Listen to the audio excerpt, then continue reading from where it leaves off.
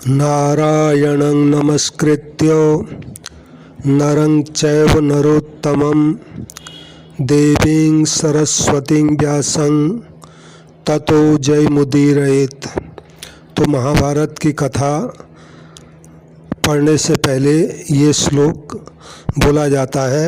इसका अर्थ है, अंतर्यामी नारायण स्वरूप भगवान श्री कृष्ण, उनके सखा नर रत्न अर्जुन, उनकी लीला प्रकट करने वाली भगवती सरस्वती और उसके वक्ता भगवान व्यास को नमस्कार करके आसुरी संपत्तियों का नाश करके अंतःकरण पर विजय प्राप्त करने वाले महाभारत ग्रंथ का पाठ करना चाहिए।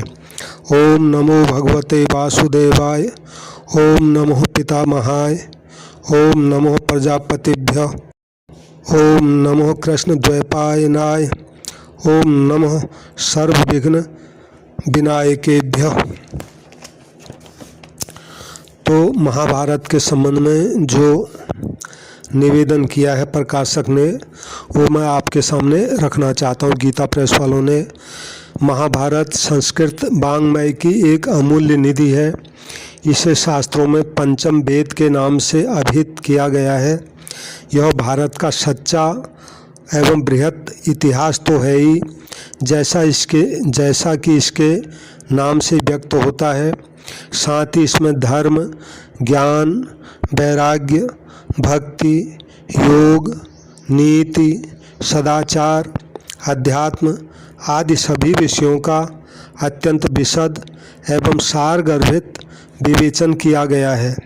इसे भारतीय ज्ञान का विश्वकोश कहा जाए तो कोई अत्युक्त नहीं होगी।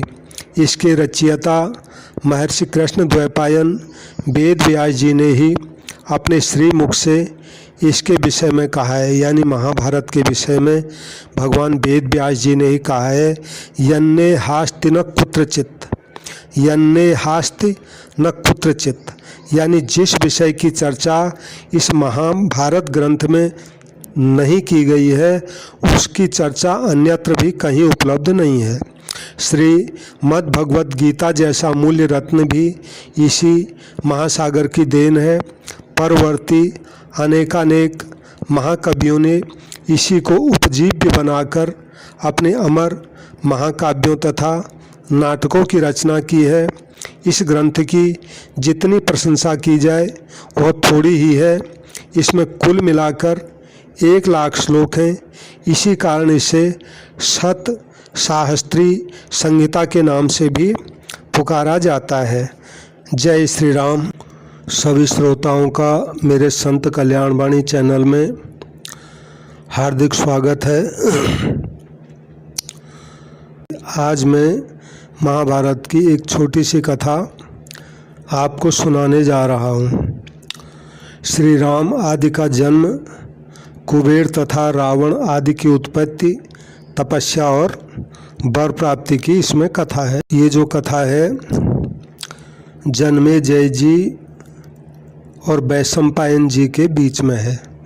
जन्मेजय जी अभिमन्यु के पौत्र थे, यानी जन्मेजय के अर्जुन परदादा थे। तो वही जन्मेजय जी वैशंपायन जी से प्रश्न कर रहे हैं। तो जन्मेजय ने पूछा, वैशंपायन जी, इस प्रकार द्रौपदी का अपहरण हो जाने पर महान कष्ट उठाने के बाद मनुष्यों में सिंह के समान पराक्रमी पांडवों ने क्या किया? तो वैशंपायन जी कहते हैं, राजन, जैसा कि मैंने बताया, जयद्रथ को जीतकर उसके हाथ से द्रौपदी को छुड़ा लेने के पश्चात धर्मराज युधिष्ठिर मुनि मंडली के साथ बैठे थे। महर्षि लोग भी पांडवों पर आए हुए संकट के कारण बारंबार शोक प्रकट कर रहे थे। उनमें से मार्कंडेय जी को लक्ष्य करके युधिष्ठिर ने कहा, भगवान, आप तो भूत भविष्य और वर्तमान सब कुछ जानते हैं। देवर्षियों में भी आपका नाम विख्यात है। महाराज, आपसे मैं अपने हृदय का एक संदेह पूछता हूँ, उसका निवारण कीजिए। यह सौभाग्यशालिनी द्रुपद कुमारी यज्ञ की वेदी से प्रकट हुई है, यानी द्रौपदी। इससे गर्भवास का कष्ट नहीं सहना पड़ा है। महात्मा पांडु की पुत्र वधू होने का भी गौरव इसे मिला है। इसने कभी भी पाप या निंदित कर्म नहीं किया है। यह धर्म का तत्व जानती है और उसका पालन करती है। ऐसी स्त्री का भी पापी जयद्रथ ने अपहरण किया। यह अपमान हमें देखना पड़ा। सगे संबंधियों से दूर जंगल में रहकर हम तरह तरह के कष्ट भोग रहे हैं। अतः महाराज, मैं पूछना चाहता हूँ कि आपने हमारे समान मंदभाग्य पुरुष इस जगत में कोई और भी देखा है या सुना है? तो ऐसा जो प्रश्न जो है युधिष्ठिर जी ने पूछा मार्कंडेय जी को। तो मार्कंडेय जी बोले, राजन, श्री रामचंद्र जी को भी वनवास और स्त्री वियोग का महान कष्ट भोगना पड़ा है। राक्षस राज दुरात्मा रावण माया जाल बिछाकर आश्रम पर से श्री राम जी की पत्नी सीता को हर ले गया था। जटायु ने उसके कार्य में विघ्न खड़ा किया तो उस दुष्ट ने जटायु को मार डाला। फिर श्री रामचंद्र जी सुग्रीव की सहायता से समुद्र पर पुल बांधकर लंका में गए और अपने तीखे बाणों से लंका को भस्म कर सीता को वापस ले आए। युधिष्ठिर ने पूछा, मुनिवर, मैं पुण्यकर्मा श्री रामचंद्र जी का चरित्र कुछ और विस्तार के साथ सुनना चाहता हूँ। अतः आप बताइए कि श्री रामचंद्र जी किस वंश में प्रकट हुए, उनका बल और उनका पराक्रम कैसा था। साथ ही महाराज यह भी कहिए कि रावण किसका पुत्र था और उसका रामचंद्र जी से क्या बैर था। तो मार्कंडेय जी बोले, राजन, इक्ष्वाकु वंश में एक अज नाम से राजा प्रसिद्ध हुए थे। उनके पुत्र थे दशरथ, जो बड़े ही पवित्र आचरण वाले और स्वाध्यायशील थे। दशरथ के धर्म और अर्थ का तत्व जानने वाले 4 पुत्र हुए।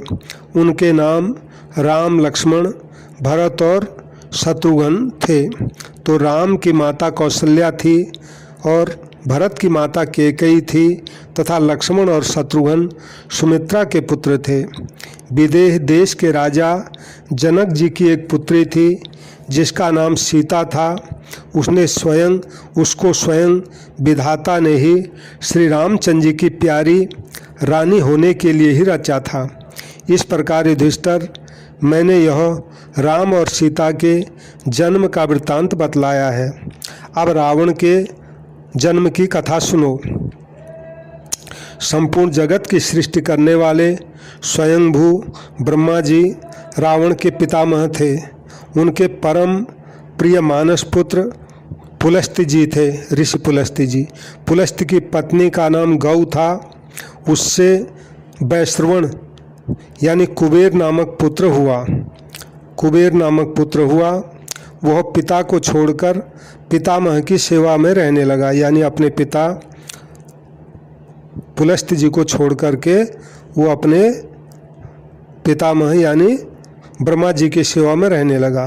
तो इससे पुलस्त्य जी को बड़ा क्रोध हुआ और उन्होंने योग बल से अपने आप को ही दूसरे शरीर से प्रकट किया, यानी एक शरीर और उन्होंने अपना प्रकट कर दिया। इस प्रकार आधे शरीर से रूपांतर धारण कर पुलस्त्य जी विश्रवा नाम से विख्यात हुए, यानी एक रूप अपना विश्रवा नाम से और हो गए।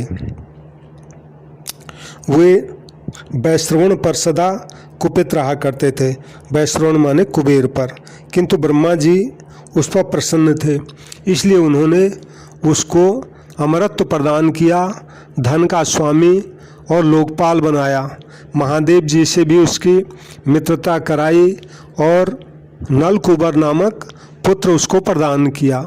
उन्होंने राक्षसों से भरी लंका को कुबेर की राजधानी बनाया और उन्हें इच्छानुसार विचरने वाला एक पुष्पक नामक विमान भी दिया, जो पुष्पक विमान बाद में राम जी जी जिसमें बैठ के अयोध्या से गए, यही पुष्पक विमान है वो।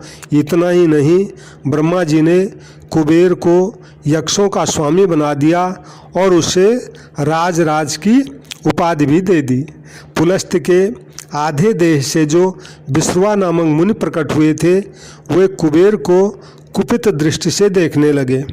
राक्षसों के स्वामी कुबेर को जब यह बात मालूम हो गई कि मेरे पिता मुझ पर नाराज हैं, तो वे उन्हें प्रसन्न रखने का यत्न करने लगे। उन्होंने 3 राक्षस कन्याओं को पिता की सेवा में नियुक्त किया। वे बड़ी सुंदरी और नाचने गाने में निपुण थी। तीनों ही अपना भला चाहती थी, इसलिए एक दूसरे से लाग डांट रखकर सदा महात्मा विश्वा को संतुष्ट करने का प्रयत्न किया करती थी। उनके नाम थे पुष्पोत्कटा, राका और मालिनी। तो मुनि उनकी सेवाओं से प्रसन्न हो गए और प्रत्येक को लोकपालों के समान पराक्रमी पुत्र होने का वरदान दिया। तो पुष्पोत्कटा के 2 पुत्र हुए, रावण और कुंभकर्ण। इस पृथ्वी पर इनके समान बलवान दूसरा कोई नहीं था। मालिनी से एक पुत्र हुआ जिसका नाम विभीषण था। राका के गर्भ से एक पुत्र और एक पुत्री हुई। पुत्र का नाम खर था और पुत्री का नाम शूर्पणखा था। विभीषण इन सब में सबसे अधिक सुंदर, भाग्यशाली, धर्म रक्षक और सत्कर्म कुशल था।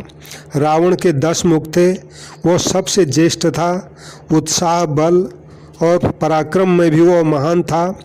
शारीरिक बल में कुंभकर्ण सबसे बढ़ा चढ़ा था। मायावी और रणकुशल तो था ही, देखने में भी कुंभकर्ण बड़ा भयंकर था।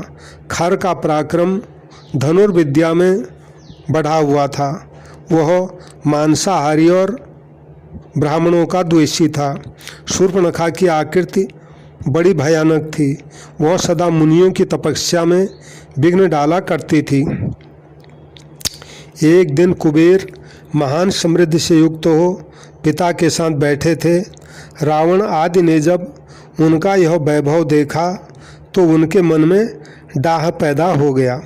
उन सब ने तपस्या करने का निश्चय किया। तो ब्रह्मा जी को संतुष्ट करने के लिए उन्होंने घोर तपस्या आरंभ की। रावण एक पैर से खड़ा हो गया, पंचाग्नि तपता हुआ वायु के आहार पर रहकर एकाग्र चित्त से 1000 वर्ष तक तपस्या करता रहा। कुंभकर्ण ने भी आहार का संयम किया। वह भूमि पर सोता और कठोर नियमों का पालन करता था। विभीषण केवल एक सूखा पत्ता खाकर रहते थे। उनका भी उपवास में ही प्रेम था। वे सदा जप किया करते थे। कुंभकर्ण और विभीषण ने भी उतने ही वर्षों तक कठोर तप किया, यानी जितने वर्षों तक रावण ने किया। खर और शूर्पणखा ये दोनों तपस्या में लगे हुए अपने भाइयों की प्रसन्न चित्त से उस वक्त सेवा करते थे।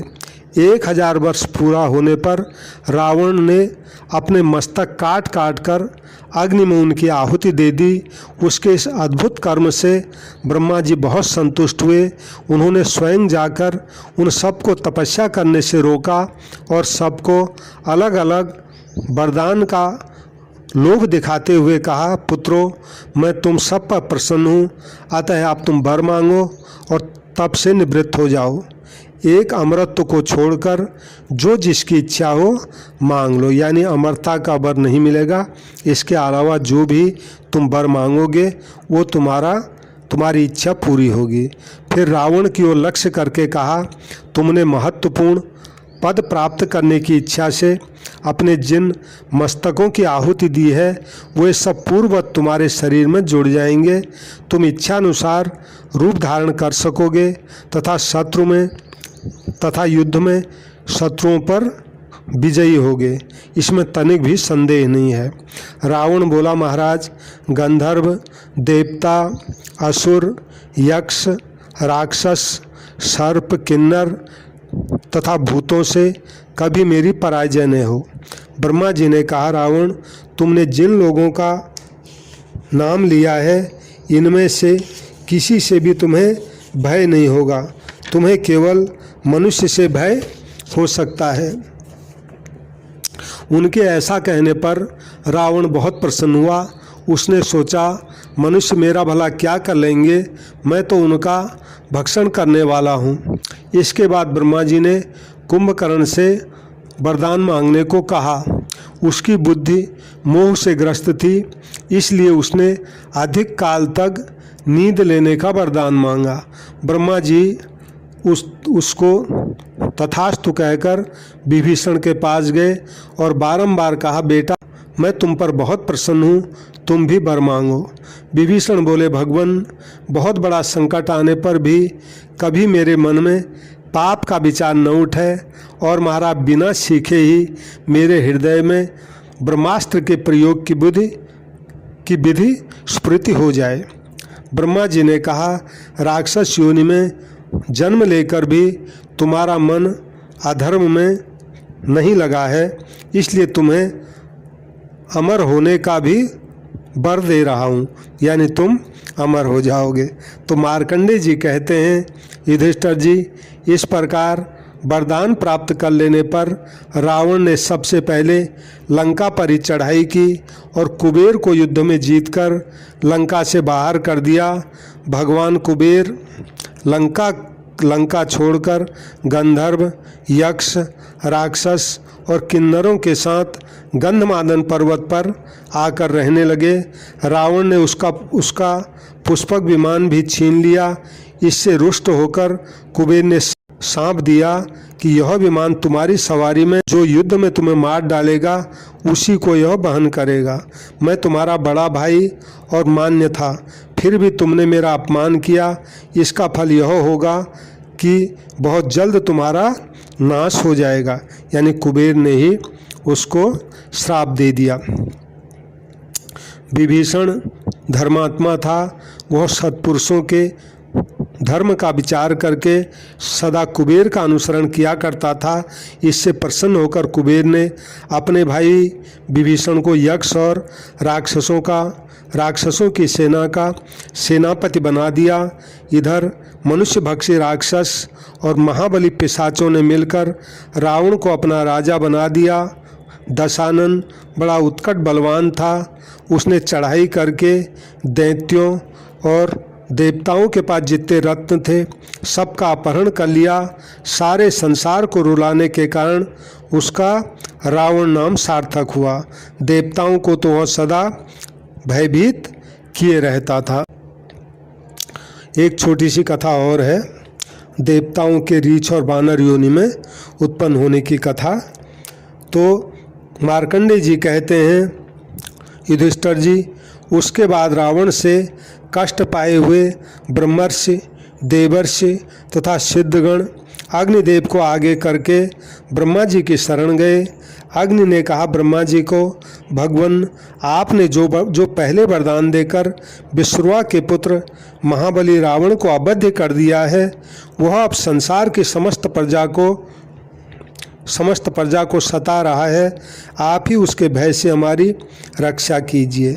ब्रह्मा जी ने कहा, अग्नि, देवता या असुर उसे युद्ध में नहीं जीत सकते। इसके लिए जो कार्य आवश्यक था वह मैंने कर दिया है। अब शीघ्र ही उसका दमन हो जाएगा। मैंने चतुर्भुज भगवान विष्णु से अनुरोध किया था, वे मेरी प्रार्थना से संसार में अवतार भी ले चुके हैं। वही रावण का दमन का कार्य करेंगे। फिर ब्रह्मा जी ने इंद्र को कहा कि इंद्र, तुम भी सब देवताओं के साथ पृथ्वी पर रीछ और वानरों के रूप में जन्म लो और इच्छानुसार रूप धारण करने वाले बलवान पुत्र उत्पन्न करो। फिर दुंदभी नाम वाली गंधर्वी से कहा, तुम भी देव कार्य की सिद्धि के लिए पृथ्वी पर अवतार धारण करो। तो ब्रह्मा जी का आदेश सुनकर दुंदभी मंथरा के नाम से अवतीर्ण हुई। वह शरीर से कुबड़ी थी। इसी प्रकार इंद्र आदि देवताओं ने भी अवतीर्ण होकर रीछ और बानरों की स्त्रियों में पुत्र उत्पन्न किए। वे सब बानर और रीछ यश तथा बल में अपने पिता देवताओं के समान ही हुए। वे पर्वतों के शिखर तोड़ डालते थे। साल और ताड़ के वृक्ष तथा पत्थर की चट्टानें ये उनके आयुध थे। उनका शरीर वज्र के समान अभेद्य था और सुदृढ़ था। वे सभी इच्छानुसार रूप धारण करने वाले, बलवान और युद्ध करने में निपुण थे। ब्रह्मा जी ने यह सब व्यवस्था करके मंथरा से जो काम लेना था वो भी उसको समझा दिया। जय श्री राम। सभी श्रोताओं से मेरी प्रार्थना है, कृपया मेरे संत कल्याण वाणी चैनल को सब्सक्राइब करें और कथा को लाइक करें और शेयर करें। जहाँ भी अच्छी अच्छी बातें, कल्याणकारी बातें आएंगी मैं उसको इस चैनल पर रखता ही जाऊंगा। सबको प्रणाम, सबको राम राम। जय श्री राम, जय श्री राम।